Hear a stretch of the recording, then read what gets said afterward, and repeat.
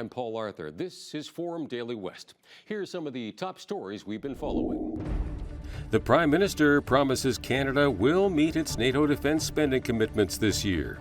Plus, while defense spending rises, the Canadian Taxpayers Federation is pointing to a new poll that shows Canadians want the feds to dial back overall spending. And the Alberta NDP is expressing concerns about an upcoming event in Calgary where it says the UCP will be cozying up to separatists. Thanks for joining us. Prime Minister Mark Carney has announced Canada is fast-tracking its NATO defense spending commitment, reaching 2% of national GDP on defense this year. Ottawa has been facing intense pressure from allies in recent months to swiftly increase its military budget levels to those not seen since the Cold War. 10 years ago, Canada's defense spending fell to less than 1% of GDP.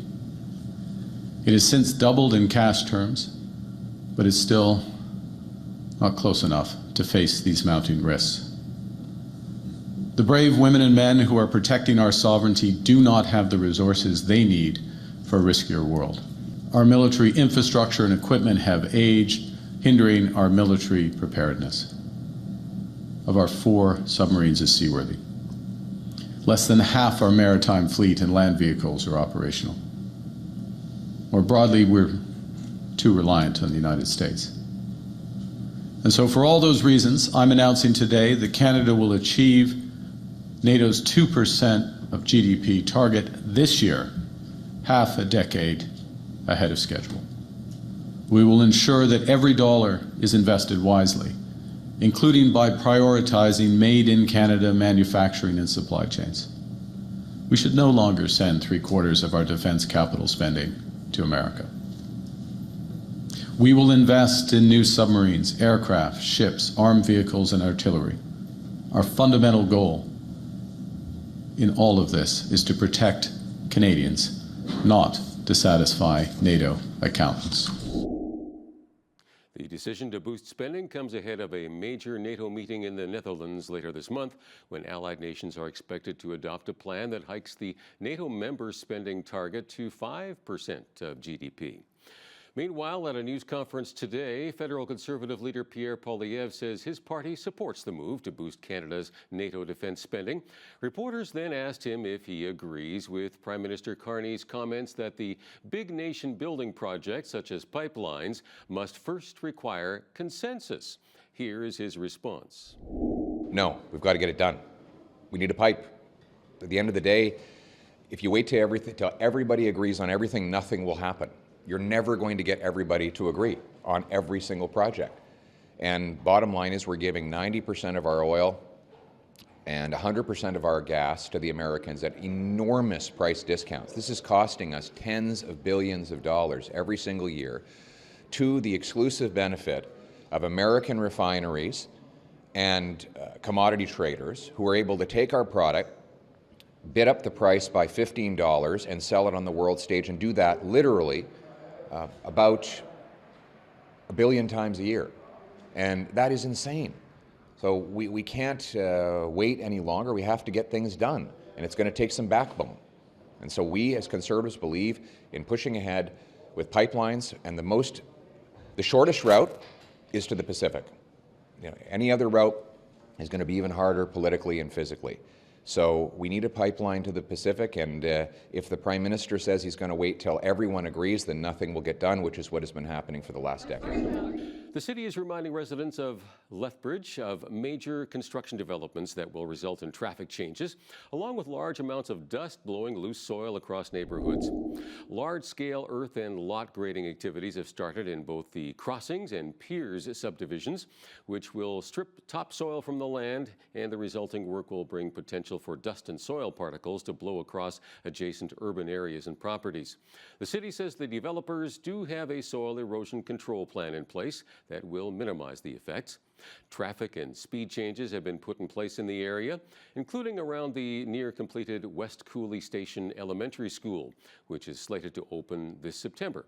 Construction has also begun on the new elementary school for the Holy Spirit Catholic School Division. Residents are asked to take safety precautions, especially when driving around these developments, which will last throughout the summer.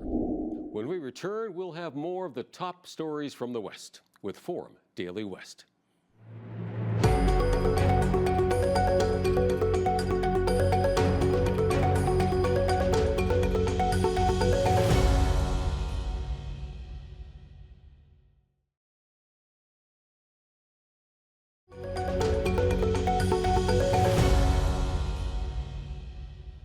The Canadian Taxpayers Federation has released results from a Leger poll that shows Canadians want to see a reduction in federal government spending. The poll suggests that 45% of Canadians, or 54% among decided respondents, would want to see reduced spending from the government.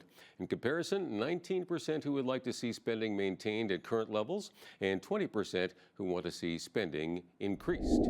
However, Franco Terrazzano with the CTF says that Prime Minister Carney's $488 billion spending plan is continuing Justin Trudeau's, quote, debt-fueled spending spree. I think the poll results are actually crystal clear here. By a wide margin, Canadians want the federal government to cut spending, right? Canadians know that they pay too much tax because the government is wasting too much money. Now, Mr. Carney told Canadians he was going to get a handle on spending, rein spending in. But if you actually look at the main spending plan, the government is increasing spending by another 8% this year. So, you know, Carney told Canadians he would rein in spending. But if you look at the numbers, it looks pretty clear that Carney is continuing Trudeau's debt-fueled spending spree.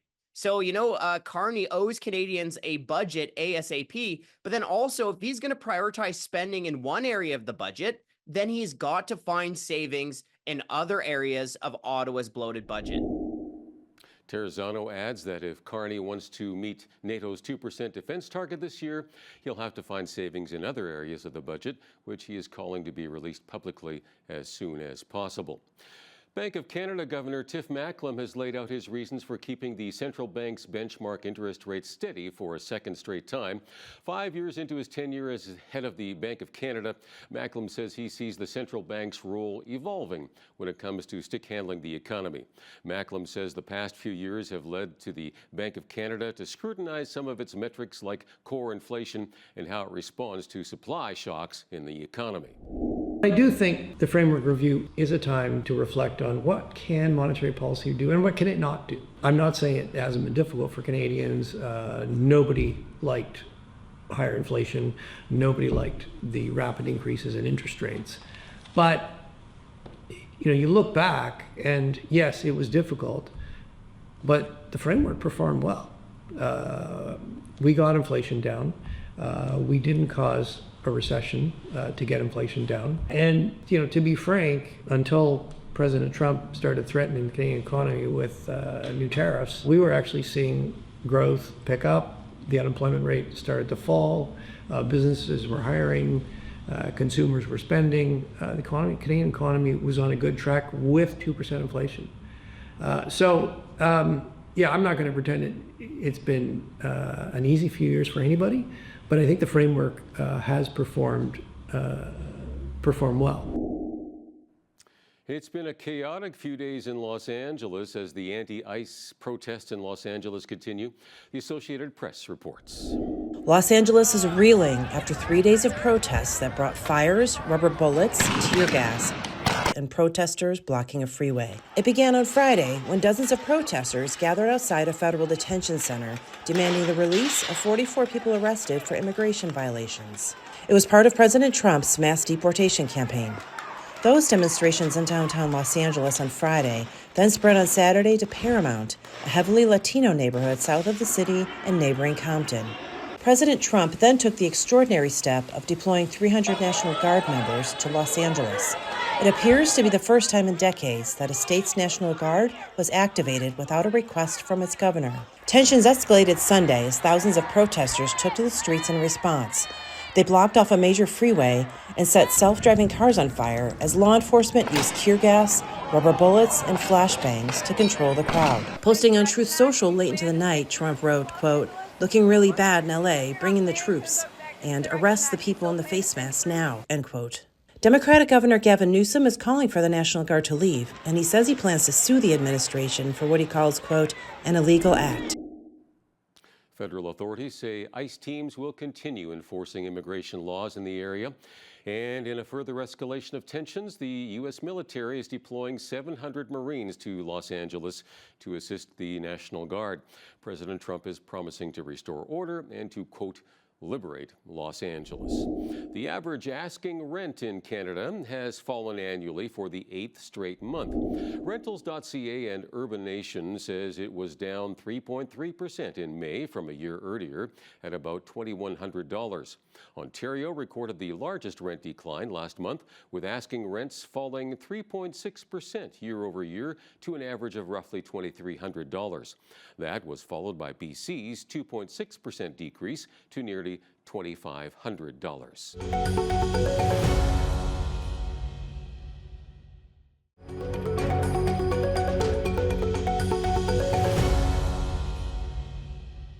An event in Calgary later this month called Courage to Listen has the Alberta NDP up in arms. The event on June 25th is described as a discussion about building a framework for a sovereign Alberta within a united Canada.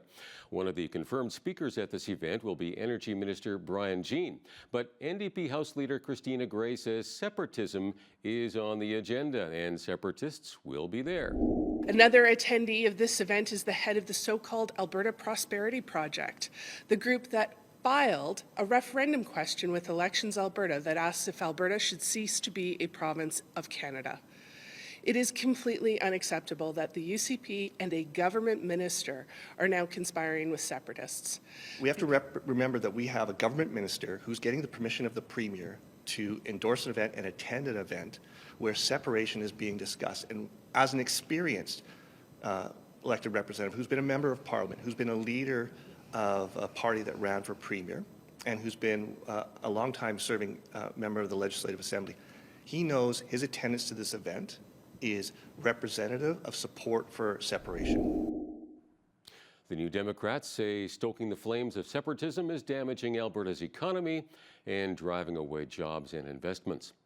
A study from the Alberta government, awaiting peer review, reports that high selenium levels have been discovered in the Crow's Nest Lake's fish population. The report states that trout and mountain whitefish populations were discovered with selenium levels between 5 and 26 micrograms per gram, which exceeds the province's interim guideline. The province has issued a fish consumption advisory for brown trout, lake trout, and mountain whitefish on the lake.